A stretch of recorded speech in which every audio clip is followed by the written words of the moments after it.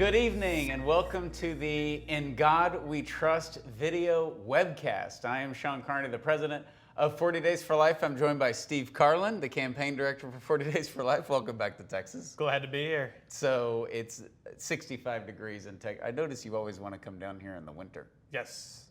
It's 65 below back home, so yeah, why not? It's miserable. A lot of reasons to get out of Wisconsin, but winter is definitely a good one. So we are so glad all of you are joining us tonight for this very important In God We Trust video webcast. We're in the headquarters of 40 Days for Life, where 40 days of prayer, fasting, and peaceful vigil started right out there in front of this now closed Planned Parenthood abortion facility. And behind us is the theme of tonight, of getting back to the basics for not only here in the United States, for around the world. As you see, our memorial to the unborn. And on that memorial, there's a gold cross engraved in the stone, and each cross represents a baby boy or a baby girl who was killed by abortion in this building before it closed. There were 6,400 abortions in this facility, and they not only represent the abortions that happened here, but the abortions we see happening in communities around the world.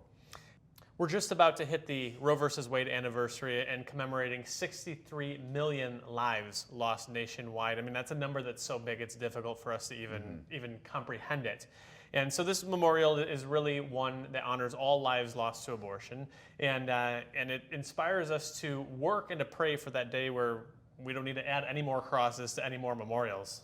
Yeah, and we're going to cover a lot. We're going to cover the good, the bad, and the ugly of what's going on in the United States and why there's a lot of reason for hope. And there is reason for hope. There's some bad things going on, but there's no reason to lose our mind or lose our faith in God. So we're going to cover that. You'll hear from former Planned Parenthood manager Sue Thayer. We're going to get a few reports around the world as we enter the spring campaign on February the 17th. And we'll talk to General Counsel, our General Counsel, Matt Britton, and you'll also hear from former abortion provider Haywood Robinson. So we're going to give you some facts, some truths, some realities, but also some inspiration, because we're not here to just be paralyzed and look around and wonder what to do. We're going to do what we've always done at 40 Days for Life, which is end abortion at the most important level, the local level. And so to do that, we will start with a word of prayer. Heavenly Father, you are the creator of life, and we ask you to protect all expectant mothers and the babies that they carry in their wombs. We pray that those who have been hurt by the evils of abortion will be open to your infinite mercy and love, and we ask for the conversion of all those who fail to respect the gift of human life. Heavenly Father, guide our actions as we strive to restore in the hearts of all people the sanctity of every human life. In Jesus' name we pray. Amen. Amen. And Steve, let's start with the bad. There's been a lot of drama and some chaos we're seeing, to say the least. There's been a few things going on, and we're not talking about like the NFL playoffs. There's been a lot going on. We're seeing the price of secular activism. We saw that all throughout 2020. We're seeing it in 21 when people just take matters in their own hands. There's no foundation. There's no God, and they run out and they destroy things. We saw the incident at the Capitol. We see all of these things happening. But we didn't get here overnight. And, we're going to dive in a little bit to the political part of this. But the reality is, as the world looks at the United States, particularly in the pro-life movement, especially with 40 Days for Life, we're in 63 countries. The United States will not only have now, later this week, the most pro-abortion government in U.S. history. We will have one of the most pro-abortion governments in the world, that will put us in a very small category with only North Korea, China, and Canada. And this didn't start a few weeks ago. This didn't start during the election of 2020. This has been years in the making, but it goes back to 2019 when our nation endorsed and took advantage of what our federal law allows, which is infanticide and leaving a baby girl who survives an abortion on a table to die. Yeah, it's barbaric. You never want to be on a human rights list in between China and North Korea. That is right. Bad news right from the beginning. But I think one of the questions we answer tonight is, what do we do about it? And there's really three responses, in my opinion. You can get overwhelmed by it and throw up your hands and say, well, I guess we lost. or you can get angry and do things that angry people do, which we don't want any part of, or you can anchor yourself to the Lord and you can turn to Him and you can do what He calls us to do, and you can pray and you can fast and you can do outreach and you can stand vigil in front of your local abortion facility. And that saves lives no matter who's in the White House and no matter who's in the Capitol. And we're going to get into that in detail later tonight, that there's just some basic facts of reasons why you should have hope. Not only because we actually do pin our hope to Jesus Christ, we are at the foot of the cross and we trust His victory on Calvary, but also there are just facts and trends going on in the pro-life movement that should give us great hope, and why we're going to see more abortion facilities close in 2021. So we'll get into that a little later tonight in the In God We Trust video webcast. We can't say that wonderful theme we have tonight enough. But Steve, what does that mean? A lot of people are like, okay, so the Democrats are the pro-abortion party. They have the Senate, they have the Congress, they have the presidency. What does that mean for people who are pro-life? Yeah, well, it's certainly the control that the abortion industry has managed to achieve in our government is not good. We're not going to be all Pollyanna here. There is bad news. We're going to see on day one of the new administration, most likely, the resumption of funding of abortion internationally. There's a push to repeal the Hyde Amendment and, for the first time in decades, directly subsidize abortions in the United States. The abortion industry has gotten a lot of promises out of those who have been elected, those who are taking office. And so we need to worry about that legislation. It has the opportunity to increase the number of abortions here in the United States. But a lot of that's speculation right now. We don't know what will happen. It's a 50-50 Senate. Things could go either way. You might have Republicans who are wishy-washy on life, or you might have Democrats who say, you know what, enough is enough. We're not getting behind all of this.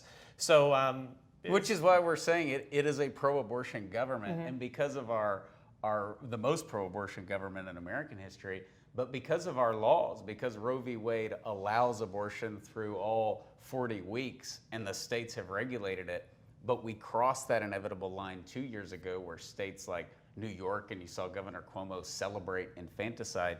Infanticide is being embraced by a lot of politicians, and so it's sort of the logical conclusion of what we've seen. You said we didn't get here overnight, and if you can, right. I think pro-lifers have made the case for many years. Like if you can kill a baby before it's born, why not after? And the conclusion to that question was supposed to be, you're right, we shouldn't kill any of them. It used to be the absurd argument, like, see, we proved our point, and now they say, yeah, no, you're right. Okay, I'm for infanticide. Yeah.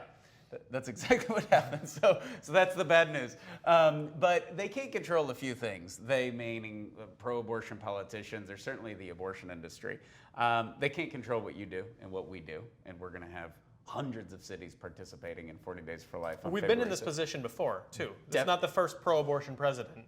And God used that point in our history to grow 40 Days for Life, frankly. I mean, we started in 2007, in 2008, 2009, 2010, when then the most pro-abortion president ever was elected, Barack Obama. We doubled every year for 3 years in a row. This facility closed during the Obama administration. Abby converted during the Obama administration. Yeah, 2013. And, this has been actually a problem. They can come in and, do all of the executive orders you're talking about. But they haven't been able to change one thing since abortion was legalized in 1973, and that is the conversion of abortion workers, and the fact that due to science and technology, more people have converted to this side. The conversion gate always swings in one direction, as I've said that many times, because it's true. And this building represents that. The woman who was a Planned Parenthood Director of the Year used to run this place and is now one of the most outspoken voices for life. So we're going to use that example to bring in another convert, and that is former Planned Parenthood manager Sue Thayer. Sue is the only Planned Parenthood manager to ever lead a 40 Days for Life campaign. And by the way, there was not a pro-life president when she had her conversion and when she signed up to lead. And not only that, she led it outside of her former facility, and that facility is one of the 107 abortion facilities that have closed by having a 40 Days for Life out in front. So Sue, welcome to the webcast. Take it away. Thanks, Shawn. Hi, everybody. I wanted to talk with you just a little bit about what it was like for me at Planned Parenthood over those years that I worked there, and the different presidents and the different administrations, and all the things that happen in politics that really affect the abortion industry. We know that Planned Parenthood is very aggressive in their marketing strategies. If there's someone in office, in the White House, that is pro-life, they claim the victim card. They are always reaching out to their supporters. Need help here, we're under attack. When you are outside praying at an abortion facility, actually at my clinic, we used to call our supporters and say, we have crazy people here, will you pledge $10 per picketer? We call it pledge a picket. And I've seen that now in other places around the country. Some pro-life people think, well, maybe I shouldn't go if they're making money on me. No, don't worry about it. Your prayers are priceless. There is no value that you can put on an hour of prayer in this world. It certainly has great value in the heavenly realm, and of course down here, the people that it blesses as well. But Planned Parenthood then, if they have an administration that tends to be more supportive of their cause, and we've seen that as well, they are even more aggressive in their fundraising. They want to capitalize on that, bring the supporters out. We've seen pictures of Hillary Clinton and many of the top people at Planned Parenthood at fundraisers. Other presidents have been, or some of the presidents have been there as well.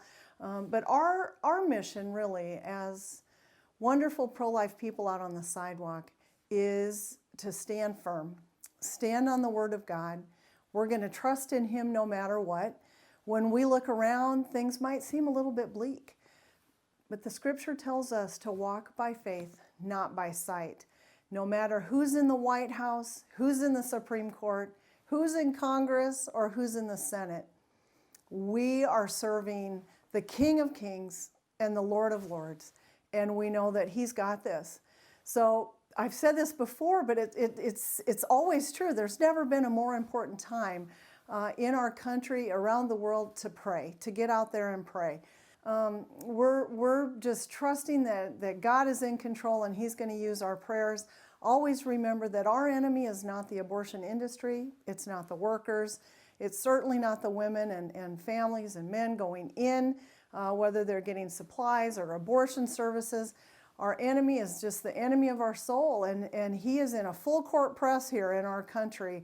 And the solution for that is faithful prayer and fasting.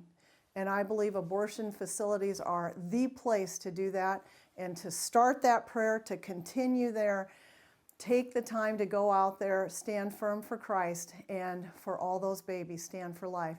If we do our part and leave the results to God, it's all going to be good. Thank you so much. Back to you, Shawn. Thank you, Sue. And I'm here with Dr. Haywood Robinson, former abortion doctor and now the medical director for 40 Days for Life. Sue just wrapped up, with her experience. In some ways, the abortion industry is happy about what's going on, but we're not helpless in what we can do. You and I have talked a lot over the last few weeks, as all of you are, with your friends and families. And with everything going on in our culture, we didn't get here overnight. And Mother Teresa always said, if we can kill a mother, tell a mother that she can kill her own baby, how can we tell anyone not to do harm to anyone else? Right. And this is the central issue for us. This is at the heart of everything. And I guess for me and people like Sue, it's a very personal thing. We were directly involved with killing these innocent preborn children for money.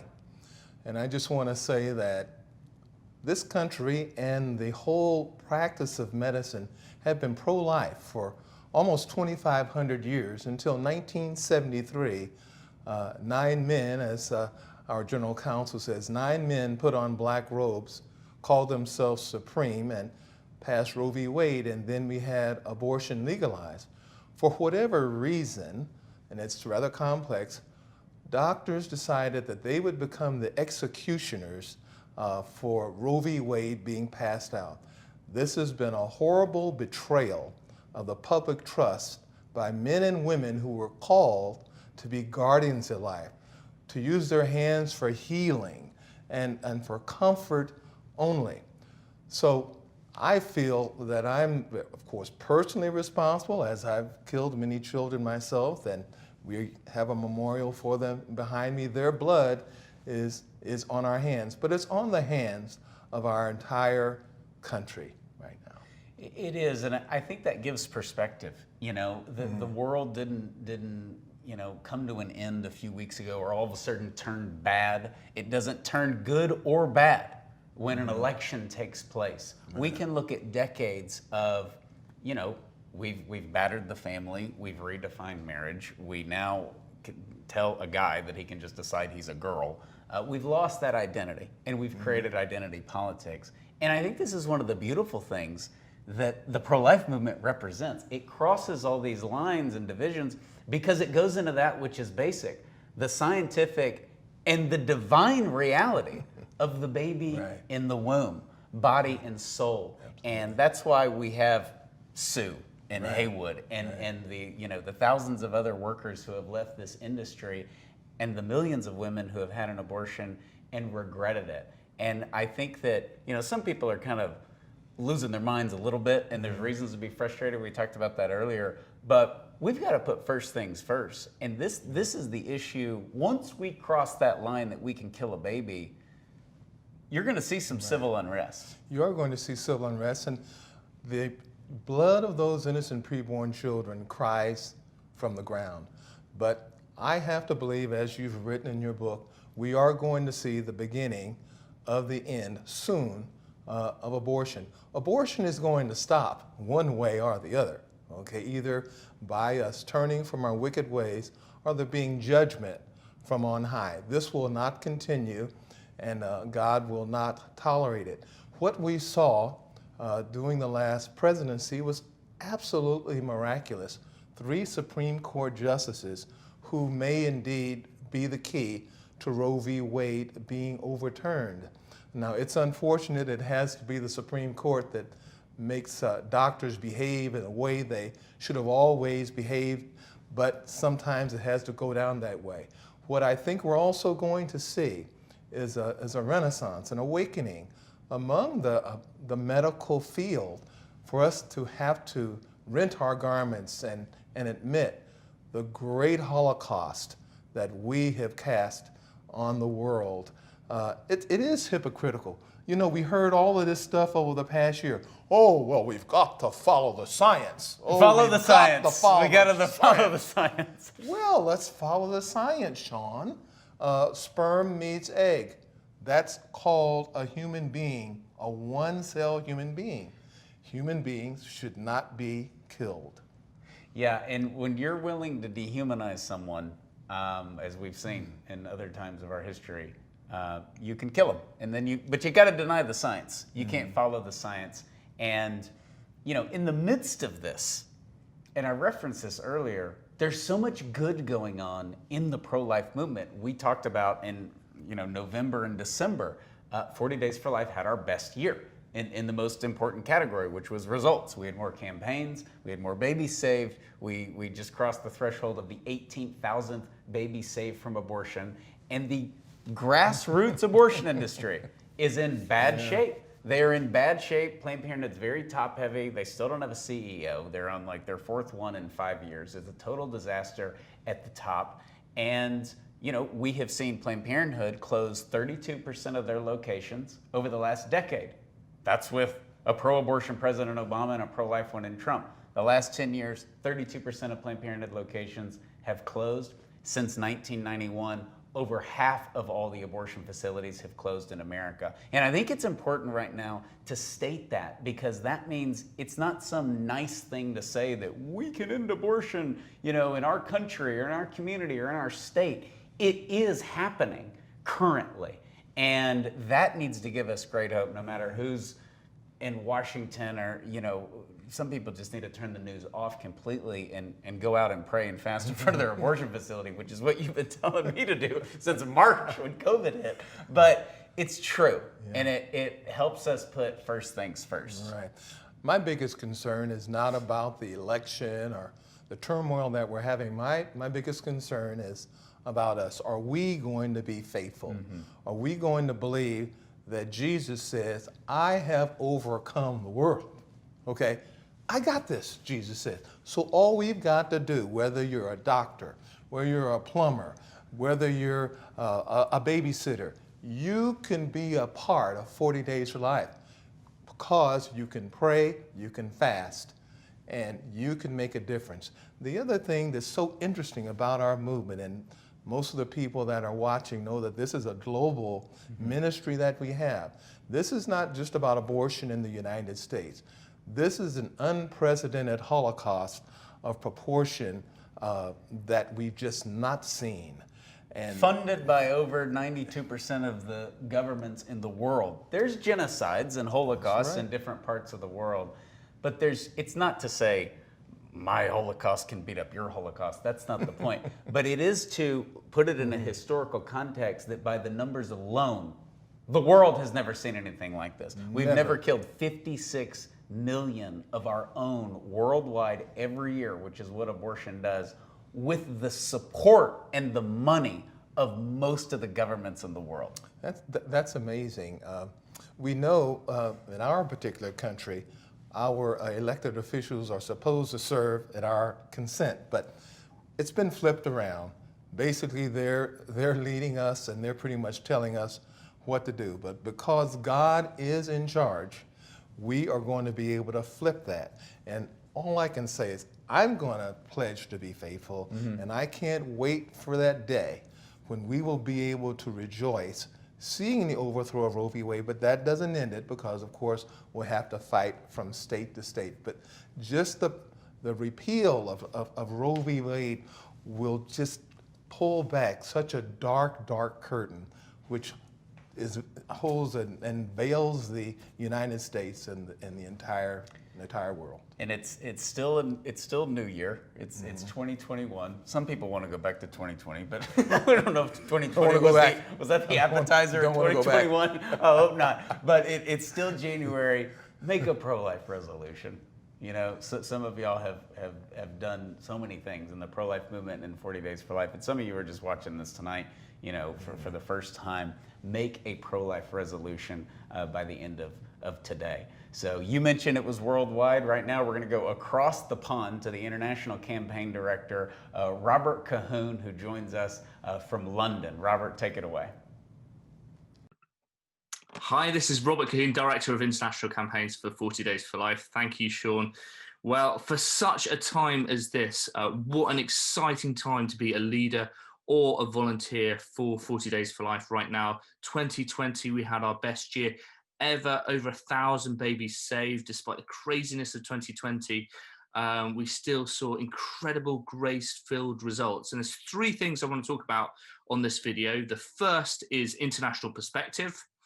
The second is witness, and the third is growing spiritually. So firstly, international perspective. There's over 1 million abortions every year in the United States, but internationally, we see well over 40 million abortions, depending on whose statistics you look at. And this campaign coming up, we have a new campaign in India. There's over 1 billion people in India. 50% of the world's abortions happen in China. The US state government estimated 23 million abortions in China several years ago. But we'll be speaking to Jesus Youth next week. Great dynamic prayer youth ministry in India. And just thinking how God can use our prayers to influence other countries around the world. Just 3% of the world's abortions happen in the United States. And yet we have all these countries around the world who are looking to the United States for inspiration, given how big and influential the pro-life movement is in the United States. So what you do in the United States echoes around the world. We had Cuba as a new campaign last year and as a new country, and we've had applications roll in from so many different places around the world. Latin America is on fire. The United Kingdom, we're doing really well in really, really challenging circumstances. And I look forward to seeing more and more campaigns roll in this year as we get bigger and larger and have more influence as an organization around the world. So what you do in the United States has a big impact in other countries around the world. And 40 Days for Life, what an incredible campaign for the local people to know that your prayers, your actions, your lives make an impact on other people in your community, and you can end abortion where you live. That's what we've witnessed in the United Kingdom, and we've seen abortion centres close. We've seen over 1,000 babies saved in 10 years of ministry, and we punched well above our weight given the size of the pro-life movement in the UK compared to impact. We had 30 negative media articles against us during the autumn campaign, the fall campaign last year. So it really shows that we are a force to be reckoned with in the United Kingdom, and we continue to challenge the status quo. Our prayers really, really make a difference. And the more the culture goes against us, the more response that we have to the prayer vigils that we have here. Second point is witness. And we were praying outside the abortion centre in London once.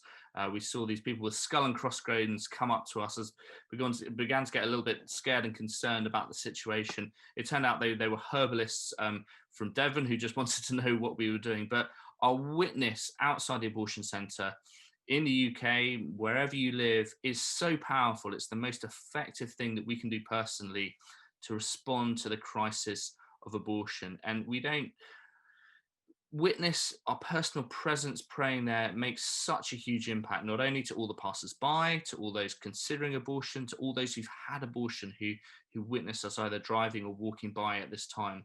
Your witness makes such a powerful impact. And if we can take our stand, and when our actions correspond with our beliefs, this is when our prayers are most powerful. And just to think and pray about how God can use our prayers to bring serious transformation wherever you live. This is the message that I love about 40 Days for Life. It's not what we do, it's turning to God in a spirit of repentance, prayer, and sacrifice, knowing with God all things are possible, including the ending of abortion. And we live in crazy times right now, as everybody knows, but that doesn't, God is not limited by the times in which we live. I think of Elijah going up against all the false prophets. It doesn't matter how difficult things get, whether it be persecution, challenges beyond wildest expectations.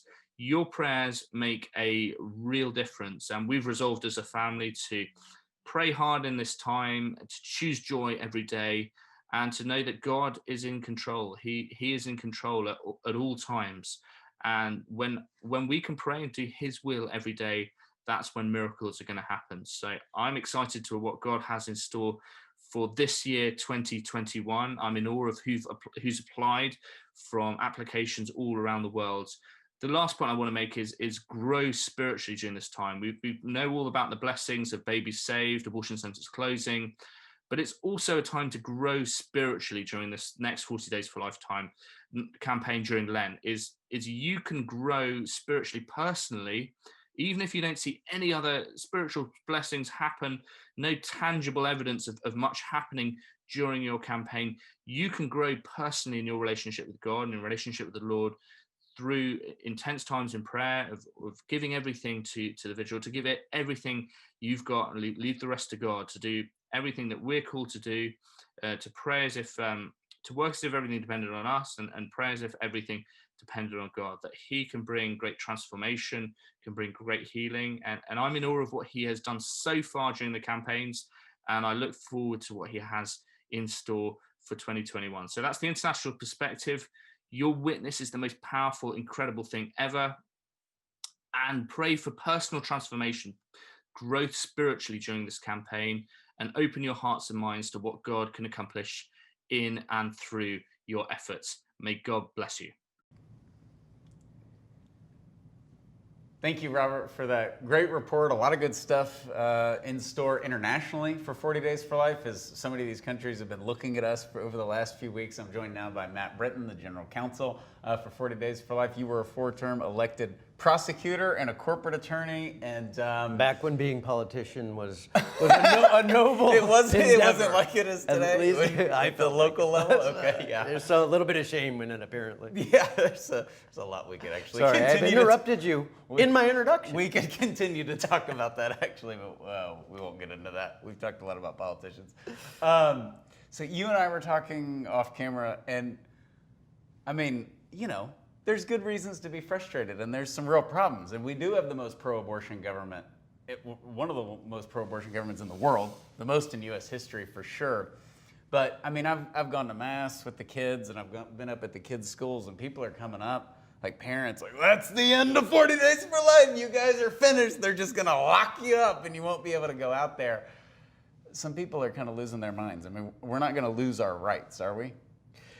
You know, because I've been your lawyer for a long time, I've been your friend for a long time. We've been colleagues in this fight to end abortion.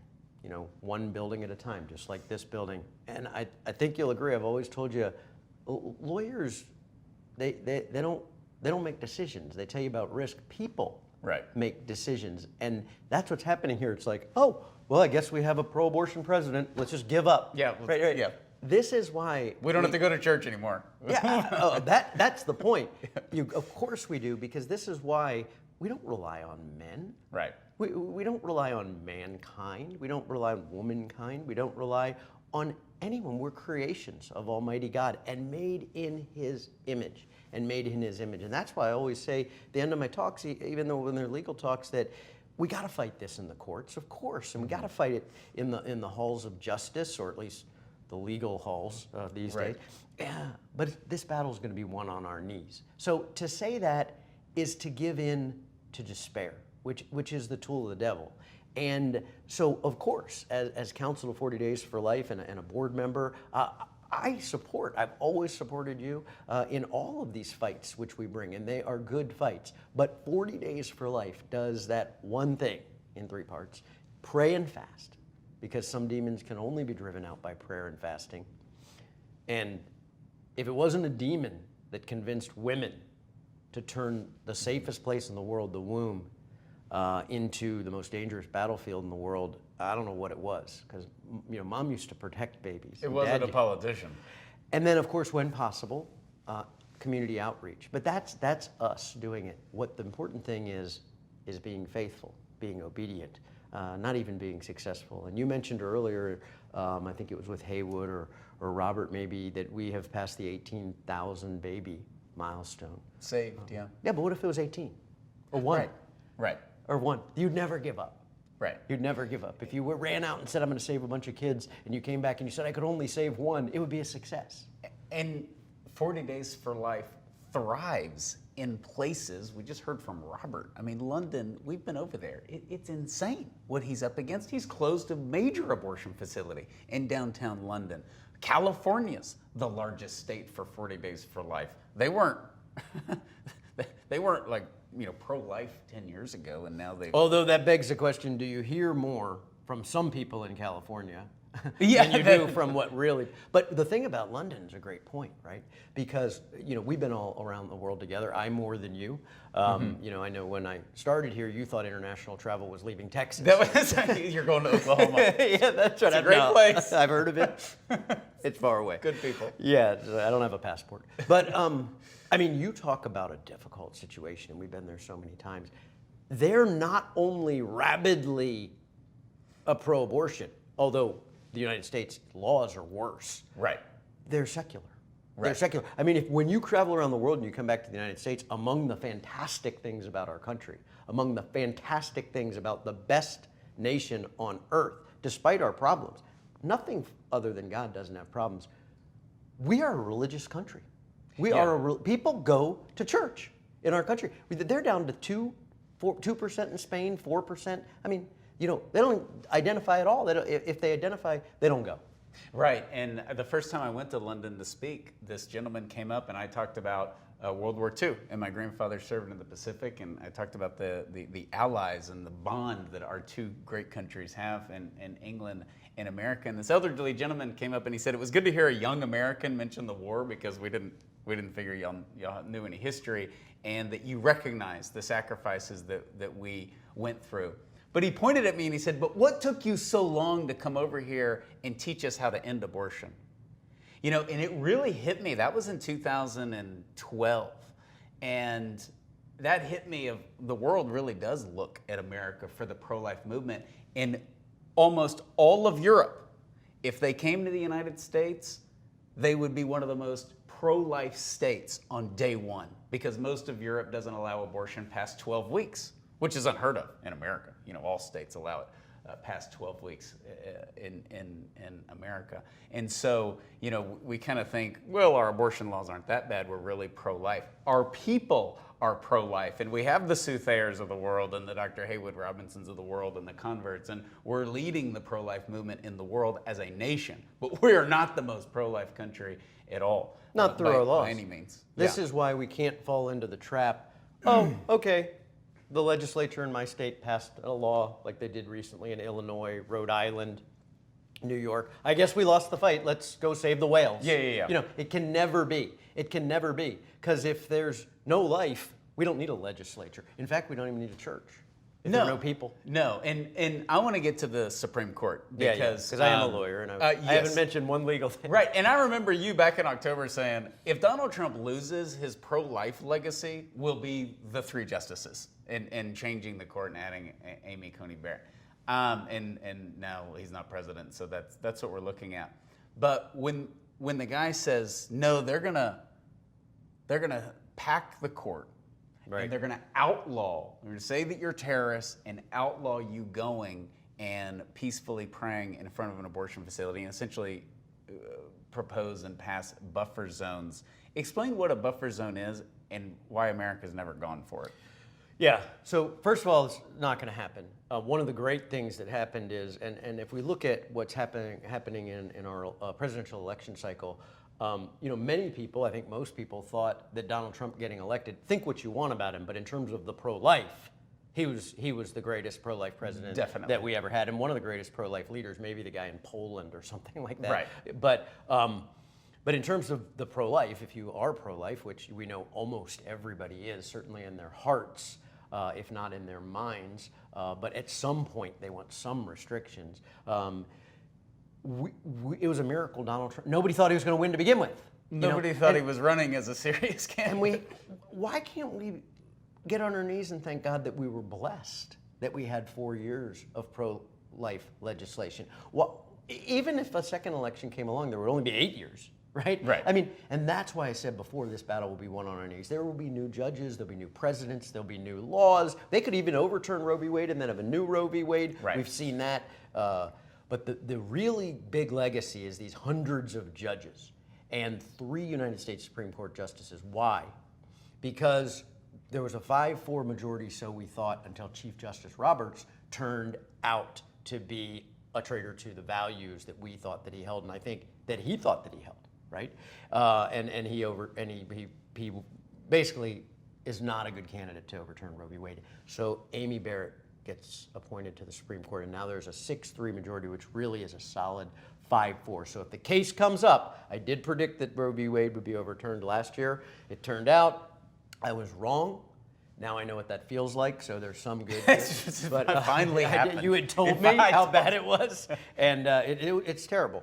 But I think that what I meant to say, now looking back on it, was Amy Barrett will be appointed to the Supreme Court as the 6th conservative justice, and next year, now 2021, it will be overturned. I think that's what I meant to say. It just didn't come out correctly.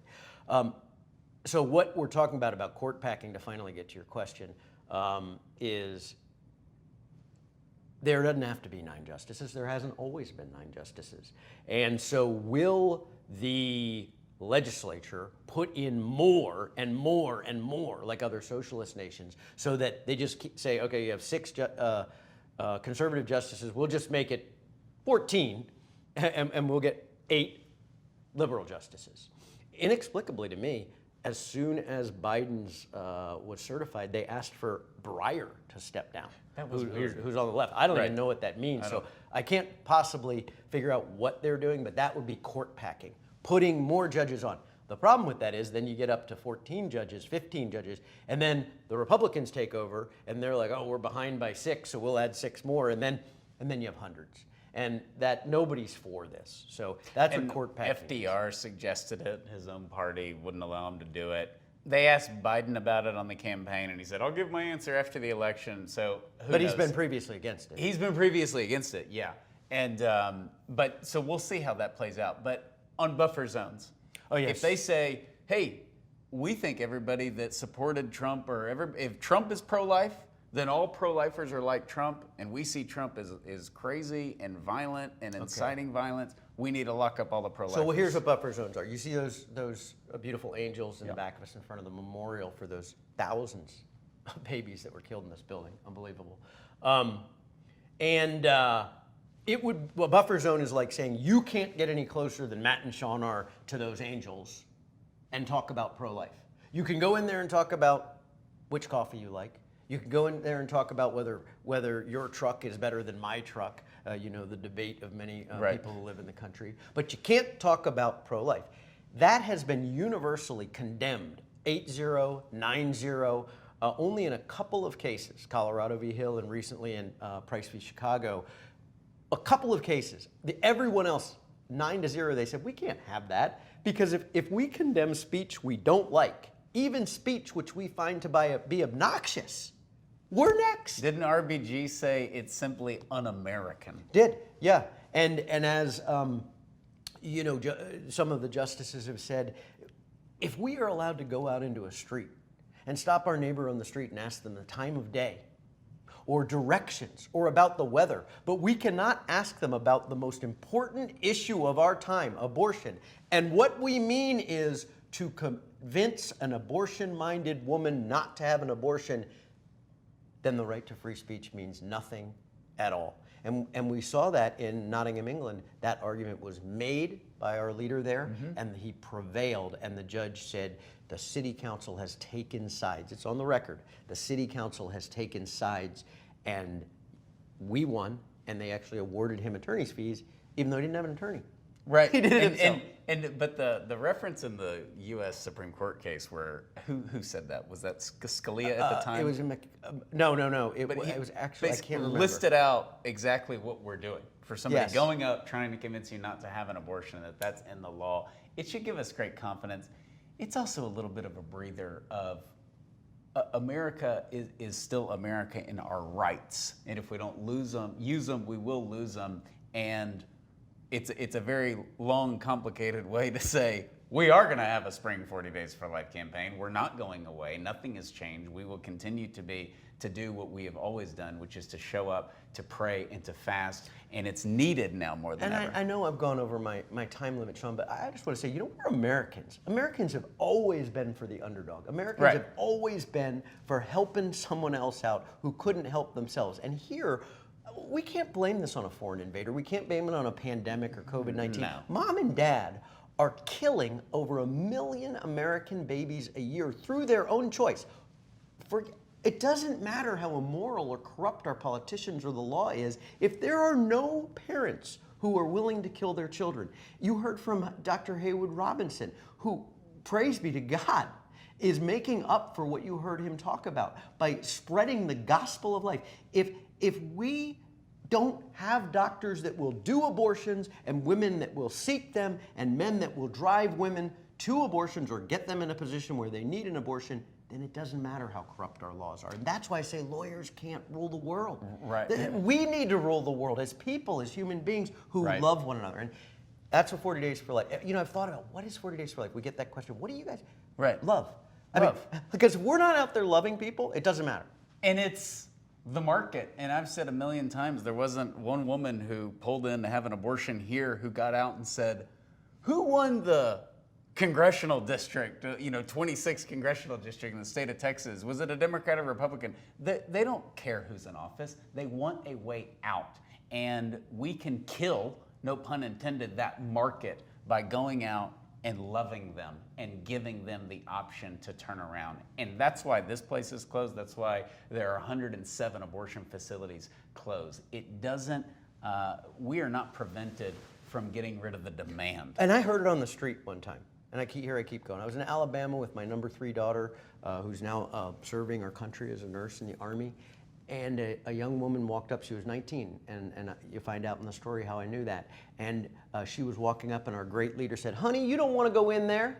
And she turned with malice, and she said, "Why? Why don't I want to go in there?" And she said, "Because God loves you, and I love you." And that girl turned around and said, "I am 19 years old, and that is the first time that an adult woman has ever said that she loved me. Now, I don't know. She didn't go in the building that day. I don't know what she was scheduled for. We don't count that as a save. She didn't say, I'm pregnant and I'm here for my abortion, I'm doing it anyway, or I'm not doing it. But she walked away that day. She walked away that day because somebody said, I love you. No sidewalk counselor training, no trickery, no, just I love you and I will help you. And isn't that what so many people, Abby Johnson said, fine, you guys have been sitting out in front of my building where we stand here. Fine, Shawn Carney, help me. You said you would help me, and you did. You said you would help me, and you did. yeah. And so many other people will. If you want to do something, pray for our country, but accept, right? Accept. So many people are called, and so few are answering. We know that from our Lord himself. Walk out, give an hour to 40 Days for Life. If you don't get back more than you gave, this is the challenge, maybe it's not for you. I've never heard anyone do that challenge and not say, I got so much more. And in fact, Dr. Robinson and I were in Washington, D.C., a mile or two from where I grew up and went to school. We were there less than a minute before Dr. Robinson counseled a woman and she said, I'm going to choose life. We were there for a minute. Right. You will see a miracle on the street. Please, just try. There are so many other things. If you don't like it, if you're too scared, get involved in something else. But please, don't drive down the street to work and say, oh, there's that abortion clinic. I should do something about it. Please do something about it. There's something special about the spring campaign. It's in conjunction with the season of Lent. So Ash Wednesday is February the 17th, hardly the spring campaign. But we have a great Not in Alaska. There is a great blessing about the spring campaign that proves true every year. And that blessing is the cold. Cold weather saves more babies. We save more babies per campaign in the spring than in the fall. It's just a fact. And you have places like Green Bay, Wisconsin, doing 24-hour vigils in the spring. St. Paul, Minnesota. Our biggest picture ever was the guy in Alaska. The guy in Alaska in the snow. which Why we're would gonna show anyone right do now. that? Why But- would you stand out there in the snow? Because I love you. And the women recognize that. They know it's cold outside, and they know this is something else. You know, this isn't just some viewpoint on an issue in America. And so Although sign I up. might say 110 degrees in front of the biggest abortion clinic in the world here in Houston's tough too. We do, no, and it's in places that it's hot. When it's 107 and man, they're sun like, reflecting off the you have your glass. cooler and everything, that goes a long way with somebody because nobody ultimately grows up wanting to be in that parking lot and wanting to have an abortion. So find your location, go to 40daysforlife.com. And we mentioned, the world, and I said earlier, the world is watching. We heard from Robert, but the largest growth of 40 Days for Life in recent years is the place where our country has shamefully exported abortion for decades and told people who love life, who have large families, that they need to not breed and they need abortion. And that is Latin America. And Lourdes Varela, who joins us tonight, has done a great job growing 40 Days for Life. And they continue to move forward. And we're going to have a lot of campaigns there this spring. We're winning there too. We're winning there too, for sure. See, Lourdes, take it away. Hi everyone, this is Lourdes Varela from 40 Days for Life in Latin America, and today I don't really have a very good news. Last month, on December, a very pro-life country legalized abortion on demand. It was Argentina, and this was very, very sad for many of us. Abortion pill has been promoted in every country, and women are having abortion at their homes. Abortion has been on the rise, and coronavirus is everywhere. People is afraid. Women are having more abortions because of coronavirus. Churches are closed and abortion centers are open. It really seems endless. But I really think, and I really believe, that if all of this is happening, it's because the victory is coming. One day, when the end of the days arrive, and when we are in front of God, I don't want to say that I was afraid, that I was hiding, that I didn't go out because of coronavirus. Instead, I want to say that I was faithful and I was fighting for life. No matter if I have COVID or not, no matter if I die because of COVID. Because if I fight, the victory is on that fight. And not just because for the end of abortion, because it's also because the mission that we have for life, the mission that we have in this life. And I want you to be in front of God and say, I was fighting. And that will be our victory. I believe that the end of abortion is coming. I believe that the victory is closer and closer every day, and Jesus Christ will reign forever. So I invite you to take a shift in 40 Days for Life. I invite you to lead a campaign. I invite you to have 40 Days for Life 365 in your community. I invite you to keep still in front of abortion centers. I invite you to have 40 Days for Life in your country, a year around. I invite you to invite other leaders, to invite more volunteers, to involve more people, because we have to keep faithful. I invite you to be brave, because God already won. We have no more campaigns this time, but we have strong campaigns. We have people fighting. So we will see one day in heaven, because we are fighting now. Be brave. Fight for God. Fight for Jesus Christ. And we will see the victory. We will see the end of abortion. Viva Cristo Rey, en viva María Rey. Thank you, Lourdes, and I'm back with Steve Karlen, and we're going to kind of wrap up this In God We Trust video webcast. And I mentioned something earlier, and a few people in the chat have commented on this, but you know, we have people that are frustrated, and we've harped on that all night, but there's a lot of good. And I mentioned that 32% of all Planned Parenthoods have closed the last decade. Half of all the abortion facilities in America have closed since 1991. And we see the grassroots movement, certainly for us here at 40 Days for Life, we're just at an all-time high. We've had over 1 million volunteers. We just passed the 18,000th baby saved. We have hundreds of campaigns participating on February the 17th.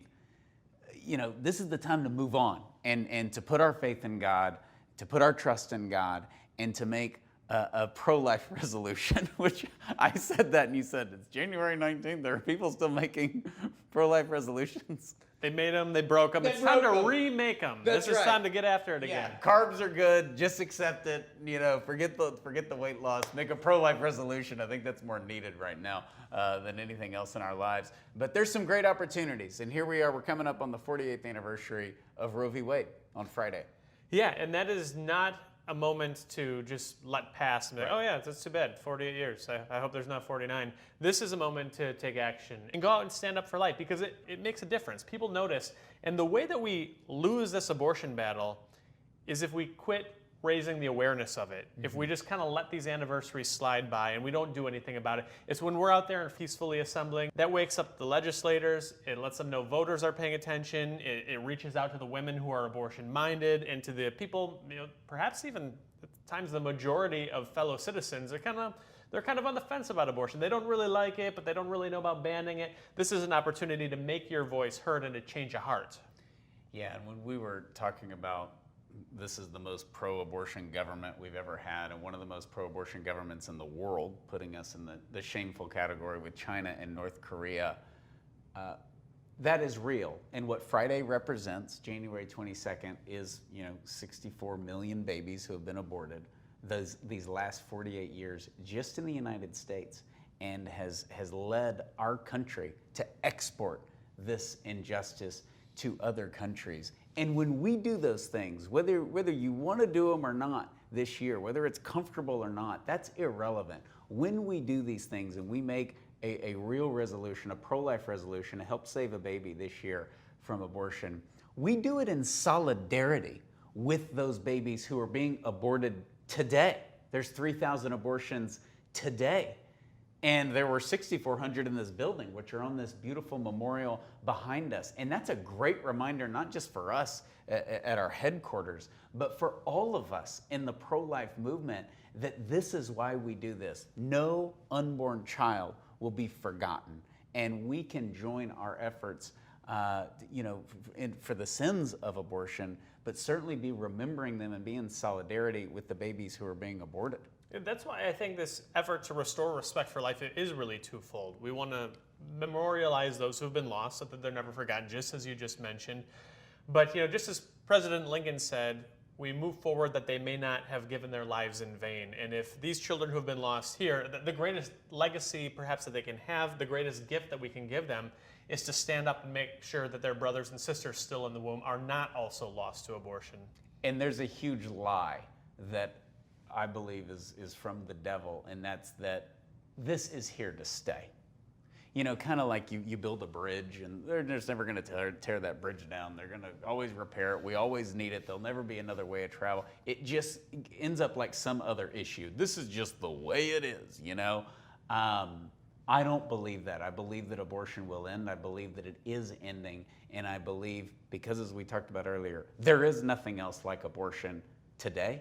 And there's never been anything like abortion on the scale of abortion in the history of the world. That's such an important point that you talk about, this idea that it will always be there, because there was a while where we thought slavery would always be here. Mm-hmm. And if you would have told anybody in 1980 that the Soviet Union would be gone in a decade, they would have thought you were crazy. And so what that means is that with God, all things are possible. The end of abortion may be closer than we think. Absolutely. And this is grassroots. This is grassroots. And as we close, you and I have talked about a few times, Planned Parenthood is top heavy. They're not in good shape. Maybe they're popping champagne, right? I don't know what they're doing. Their CEO's not, because they've had, it's just like a telephone booth, They have had now 4 CEOs in 5 years. And why that's significant is because they don't get the most, how do I charitably say that, the most gifted people in the world to run their local facilities. Those people get real medical jobs. They're not the cream of the crop running the local abortion facilities where you live. And that's their biggest weakness, is in the grassroots. Where their talent is, the scary talent, are their executives and their Madison Avenue marketing firms and their attorneys. They are great at using the courts, sadly. But locally, they've been a mess. So when they're kind of unorganized at the top, when you're going through these CEOs and having chaos at the top, that's really good. It's really good going into 2021. I think we're going to see a lot of abortion facilities close in 2021, because there are some factors that maybe they're not represented politically, but who cares? At the grassroots level, Planned Parenthood is in their worst shape ever. And among those reasons, evil always overplays its hand, right? And so what we're going to see is those high-level brass at Planned Parenthood going all in on Washington, D.C. They're going to be lobbying, they're going to be politicking, they're going to be trying to get new candidates elected in the 2-year cycle ahead of us. And that means that they're not going to be paying attention to those local facilities and those local managers that are already kind of withering on the vine. And on the opposite end of that, we're more motivated than ever. The pro-lifers are more motivated. Not we're like angry and we're storming the streets. The opposite. We've seen that the anger storming the streets doesn't work for any movement. But peacefully praying has always worked for 40 Days for Life. And that's what we're going to be doing. There's more motivation, and you are the difference in ending abortion where you live. And so use these next 100 days to make a pro-life resolution, throw out. If you want to lose weight, that's great. If you want to work out more, that's great. Reading books, great. We do all of those things, although we're not losing a lot of weight. But if you go and just reevaluate what you can do in 2021 to change the culture, make a pro-life resolution. Make a pro-life resolution to help save a baby where you live. Participate in these marches this weekend. and next weekend. And be sure to go to 40daysforlife.com and sign up. Our kickoff day is Ash Wednesday, February. 4 weeks from tomorrow. 4 weeks from tomorrow. So it's going to be cold. And as we said earlier, cold weather saves more babies. So sign up at 40daysforlife.com. Join our email list. Listen to the podcast.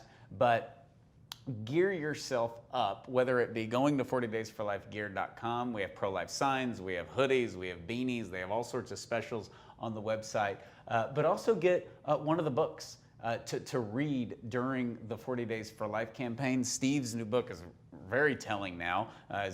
His beautiful story, and this is when we begin to fight, when he had to combat the University of Wisconsin's Medical Center from doing late-term abortions, by the way, right after Obama took office, and everybody said, oh, the pro-lifers need to go away. You helped stop that while struggling with miscarriage at home. So beautiful book we just released. This is when we begin to fight by Steve Karlen. You can certainly get To the Heart of the Matter, which I want to thank you. That's on its 5th printing. It hasn't even been out a year. It's unbelievable. You picked a great year to put out a book on getting back to basics. It was not the intention. The intention was that 2020 was going to be a normal year, and we need to get back to basics at home and live a culture of life. And so that's broken up into 40 short chapters.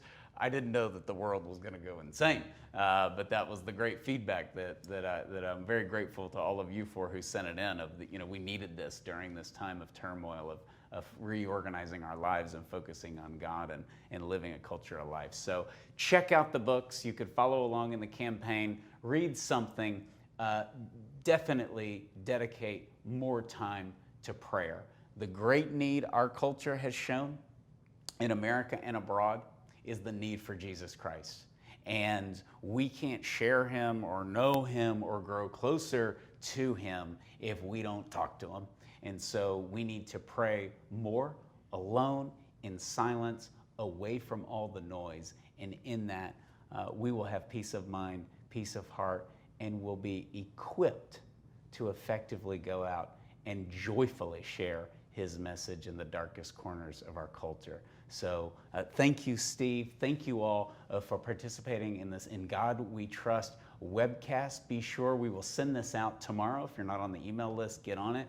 It will be on YouTube. We want you to share it, to promote it, and we hope that it gave you great hope that together with prayer, we can end abortion no matter what part of the world you live in. God bless you, and good night.